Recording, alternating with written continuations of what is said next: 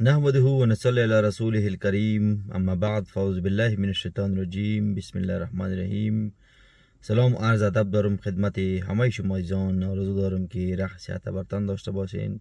سلامونه هنی که اهل احترامات عزیزانو، الله تعالی دی وکړي چې تاسو ټول د خپلو قدرمنو کورنیو سره روغ جوړ اوسئ او د روژې مبارکه میاشت په تاسو ټولو په خیر او خوشحالۍ سره تیریږي.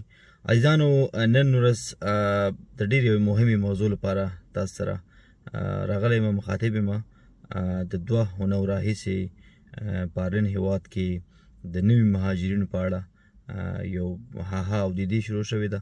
نو د نوي مهاجرینو لپاره او هممهاله د هغو مهاجرینو افغان مهاجرینو چې دلته پخوا راغلي دي او میشت دي، تر څو هغوی هم خپل مسؤلیت سرته ښه شکل ورسولی شي. او نوي مهاجرین چې راځي دا د هغوی لپاره ده. دا مخکې شریکه کوي او دغه څه چې زه وایم په دغه لږ ژور فکر سوچ وکړئ. عزیزانو، لکه څنګه چې تاسو ته بهتره معلومه ده، نن هېواد د کورونو ډېر یو لوی بحران سره مخ دی. بار او بیا ځلې مې تاسو سره دا موضوع شریکه کړې وه. نو په همدې اساس سټي ویسټ کوم سنټر چې و دا څو میاشتې کېږي چې بند دی، او زه نور همکاران چکري صاحب نور دوستان چې دي هغوی دې پوه دي چې د څو میاشتو راهیسې هغه افغانان، یعنې هغه احساس موږ ته معلوم دی چې تاسې کله راځئ موږ مو راجستر کوو او بیا درته وایو چې وروره تاسې یوه میاشت یا څومره وخت چې بیا یې پاس تاسو ځای درکوي تاسو لاړ شئ دې ځای. نو عزیزانو، ستاسو په مخ چې کوم خفګان وي هغه موږ ته معلوم دی، په تاسو چې تېرېږي. که خپلوانو دوستانو مې ښه خبره ده هلته لاړ شئ، خو چې نه وي داسې ډېر دوستان مې ولیدل چې سړک په سر بیا شپې او ورځې تېروي. نو عزیزانو، دا منو چې دلته یعنې دا هېواد باید تاسو ته ځای درکړي، خو که ځای در نه کړي هممهاله بیا هغه هېوادوال افغانان چې مخکې راغلي دي د کورونو لوړ دي، خاطره کورونه یې واړه تنګ، یعنې هغه امکانات ورسره نه وي د موږ او ستاسو د وطن په شکل چې څومره امکانات هلته موږ او تاسو سره هلته نه وي. نو عزیزانو، په دې ټولو مواردو سره چې بیا تاسې ته یوه میاشت وروسته ځای درکول کېږي او بیا په سټي ویسټ کې یا په نورو ځایونو کې تاسې جنګ جدل څخه کار اخلئ، نو فکر کومه چې دا زموږ او ستاسو ډېر زیات لوی حماقت دی. دا په دې خاطر وایم چې په دې اواخرو کې جنګونه جدلونه ډېر شو او زما څخه غوښتنه کېدله چې مرسته وکړم. نو زه په کمو سترګو د خپلو آیرش همکارانو یا اداراتو یا ریاستونو یا وزارتونو سره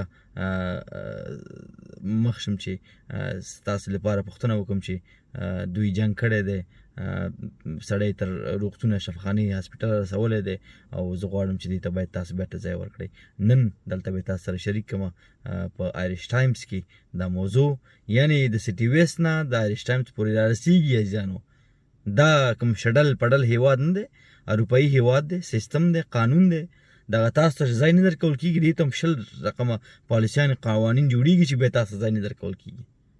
نو هیله غوښتنه مې تاسو نه ده، په ډېر عجز مې در څخه غوښتنه وکړه چې مه کوئ، خو که کوئ بیا نو بیا نه زه، نه پارلمان، نه ادارات، نه ریاست څه کولی شي. زور دی وهئ، نو مجرمین یاست، جرم کوئ. زما څخه بیا دا غوښتنه نه کوئ چې ته ولې نه راګورې، یا ولې ما سره مرسته نه کوې، یا څه وکړه. زه په کومو سترګو بیا رئیس وزیر ته ووایم چې دغه فرد ته ځای ورکړه، چې هغه وایي ما یو میاشت ځای نه درلوده چې ځای مې ورکړه، چاقو یې راواغسته یا بوکس پنجه راواغستله یا بوکس یې راواغست، سړی ووهه پې. دا منم چې دلته په سنټرونو کې موږ به مو وخت تېر کړی اوسېږي، سم خلک نشته، عربان دي که عرب دی که عجم دی، مشکل پسنده خلک به وي، خو تر ډېره بریده کوشش کوئ، حوصله کوئ. خپلې پښې په تبر وهل نه دي پکار. عزیزانو، سبا کورنیو ته درخواستونه کوئ، بچیان هم راځي، کوچنیان هم راځي. دغه مجردتوب، دغه شډلتوب، دغه بدمعشتوب به تر کومه وي؟ عزیزانو دل، مثل که د پښتو هم کم احساساتی شدم، مرا به بزرگیتان ببخشین. چندین دوستا خواست زیر کرده بودن که ما هم رایشان کمک کنم. بخاطر که از آستل کشیده بودنشان. علت چه که پرسان کردم، میگه والا خو جنگ میکردن، ما هم جنگ کردیم. اول خو از یک دست چه قسم میگه یو لاس ټک نخیجی. موضوع باشه که شما باز موضوع کردین. نه خب موضوع تا سیتی ویست رسید عزیزان. از سیتی ویست میبخشین تا روزه است، از سیتی ویست تا آیریش تایمز رسید و میرسه، هر روز میرسه. وقتی که شما جنگ میکنید، مصطفی طارق، احمد، محمود،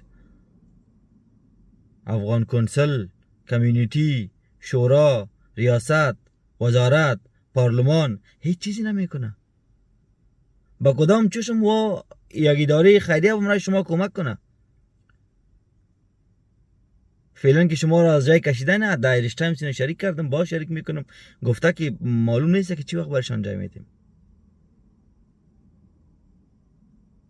خانه با این قیمتی یکی اسنارتان دموش جمع کنه و هیچ برتان نتا، باز چطور میکنین؟ پس وطن میرین. 15,000 یورو دلار قرض کردین، از یک بگی از دیگه بگی. این تو یک کشور خم داریم که 24 ساعت دوجا کار است، باز 24 ساعت هم نت است. یک کمی دمی گریوان خود آدم فکر کنه. تنگ آمد با جنگ آمد دیگه میگه. نویزانو په ډیر ځل مې په اوجز در څخه پښتنه وکړه، غوښتنه مې وکړله. مجبور یو چې بیا موږ خپل لاس په کار شو او هغه خلک چې د افغان نوم بدوي په شورا کې داسې خبرې هم روانې دي. شورا باید سره کېناستله، نو هغه دوستان چې خبره نه اوري او ورځ تر بلې مشکلات جوړوي، پخوانو ته جوړوي، اوسنۍ ته جوړوي، روانو ته جوړوي، نو کېدای شي هغه پلاس په ګوته ورکړي ورته چې دغه دوستان دي. نو هیله مې در څخه ده د یو ورور په حیث، د یو کشر ورور په حیث، د یو مشر ورور په حیث چې مه کوئ دغه وختونه په ټولو تېر شوي، دغه 25 کاله چې تا تېر کړي دي. 1300 ورځې وړاندې هغه یو چاقو غوندې لاس ګوته نیولې وه، په ټیک ټاک کې مې تاسو سره شریکه کړله. بیا پښیمانه وو. عزیزانو دلته قانون دی، دلته میډیا ده، دلته دا خلکو ګروپونه جوړ کړي دي او دا لومړی ځل نه دی. دا په امریکې کې، په استرالیا کې، په نورو اروپایي هیوادونو کې دا چې مونږ او تاسې دلته نه وي، دا هیواد د مهاجرت لپاره نوی دی. اخري هغه چاڼ شوی زه دوستانو ته چې ترشی کوم، چاڼ شوی دلته راشئ، دا یو بیله موضوع ده. خو دغه څه چې تاسو سره شریکه کوم او په دا کم شکل چې دا هیواد، دا کمیونټي، دا نوم د افغانانو مونږ ساتلی و، دا ټول چغې د دې دپاره وایم. لمر دی، حق روژه ده، شونډې مې وچې دي، حلق مې وچ دی، په دې خاطر چې ستاسو غم را سره دی. که غم مو نه وای په زندانونو کې لیږل بیرته اروپایي هیوادونو ته، وطن ته، دا هیڅ هم دوی ته سخته نه دي. د یو امضا خبره ده، غواړم ده، بس غلی به کښېنم. نو بیا هم تاسو څخه هیله او غوښتنه کوم چې لږ ځان وپېژنئ. هغه مور او پلار چې په وطن کې درته منتظر دي، نه کار شته، نه بار شته، د یو نه راقرض که، د بل نه راقرض که، موټر خرڅ که، غوا خرڅه که، کور خرڅ که، پوله خرڅ که، پټی خرڅ که، تاسو ته یې درکړي. تاسو دلته راشئ بیا جنګونه کوئ. ولې؟ ولا بد راولیدل راته. یو څو ورځې دي بل ځای ټرانسفر کوي، ټول عمر دلته نه کېنوي، په 2 میاشتو کې اسناد درکوي، د علم په تاریخ کې دا نه شوي. بیا ځان ته کور ونیسه که نه. او هغه دوست چې هغه ګوته یې خوځوله، قربان دې شم،